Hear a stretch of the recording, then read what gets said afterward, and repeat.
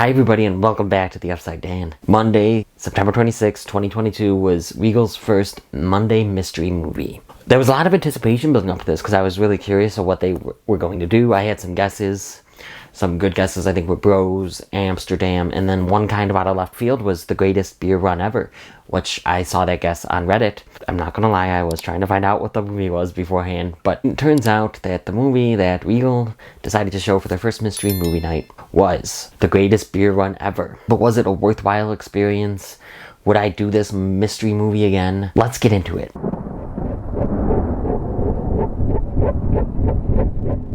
A man's story of leaving New York in 1967 to bring beer to his childhood buddies in the army while they are fighting in Vietnam.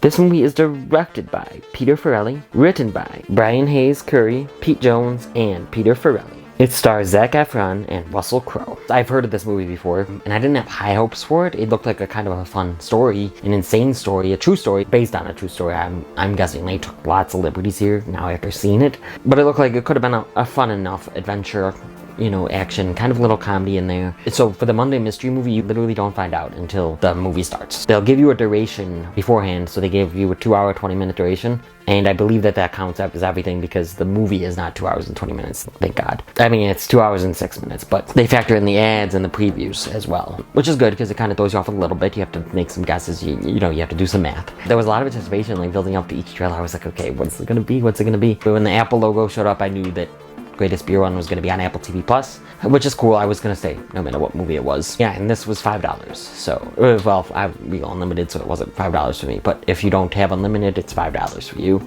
which is a good price. You get a mystery movie, kind of have some fun with it. But the movie. Okay. I don't know how to explain it. I was just watching it. I was watching it.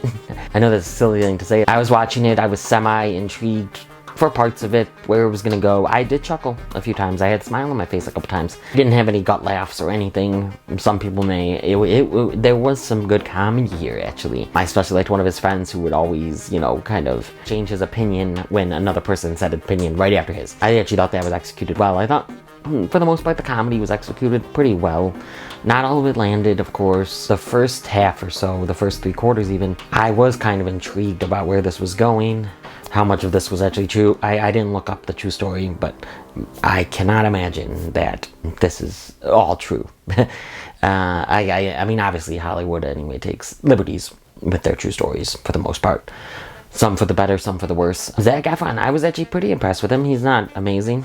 He's not going to win any awards for this film. Can't see any part of the film winning awards, to be honest, but he was good. And I'm horrible at sensing accents, so if his accent was bad, I'm sorry. For the most part, I didn't have a problem with his performance. I thought it was a really good performance. I do think Zac Efron works better with comedy. There are some goofball stuff here, and I just think in general, though, Zac Efron is definitely a better comedic actor than anything. Russell Crowe is in this. He's really good in it. He's not in it as much as the poster would say, because the poster literally has his name right next to Zac Efron.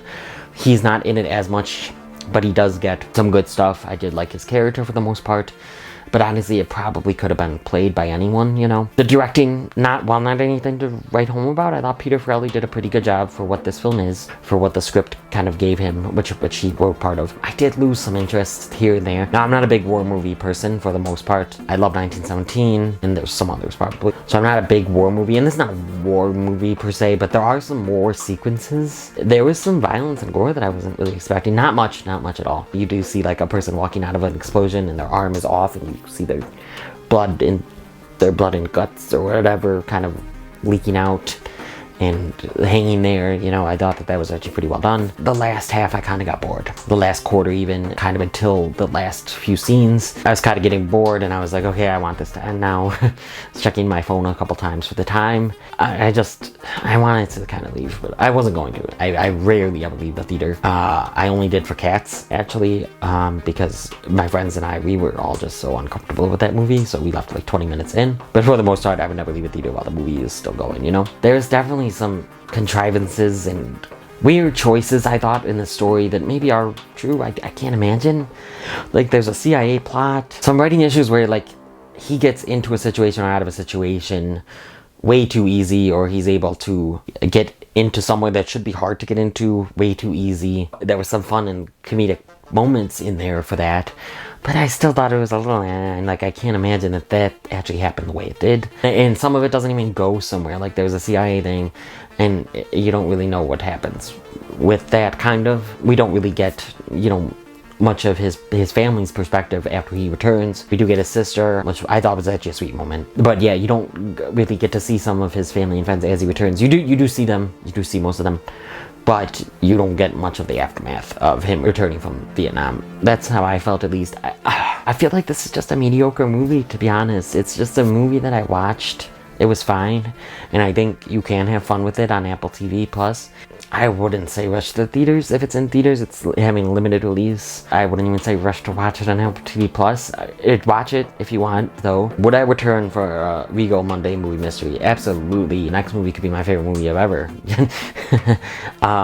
You never know what movie you're gonna get. So absolutely, I think this is a great idea. It's a great way to get more butts in seats. Great promotion for the theater, and a great way to make more money. It's just a great way to get people maybe excited for movies again. I love the cinema. I love the theater experience, and any way to get kind of butts back in seats is a really good thing in my opinion. The Greatest Beer Run Ever will be in select theaters and streaming on Apple TV Plus Friday, September 30th, 2022. But what would I give The Greatest Beer Run Ever? The Greatest Beer Run Ever gets a 5 out of 10 from me. That's a 5 out of 10 for The Greatest Beer Run Ever. If you've liked what you've seen here and you want to see some more content from me, please click around here to see some more content from me. Please like this video, comment on this video, share this video with the movie fans in your life.